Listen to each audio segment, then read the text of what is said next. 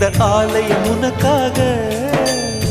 வானில் ஒரு புயல் மழை வந்தால் அழகே என்னை எங்கனம் காப்பாய். கண்ணே உன்னை என் கண்ணில் வைத்து இமைகள் எனும் கதவுகள் அடைப்பேன். சத்தியமாகுமா?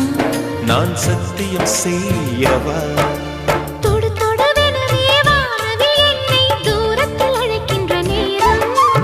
Uva, uva, uva, uva, uva, uva, uva, uva, uva.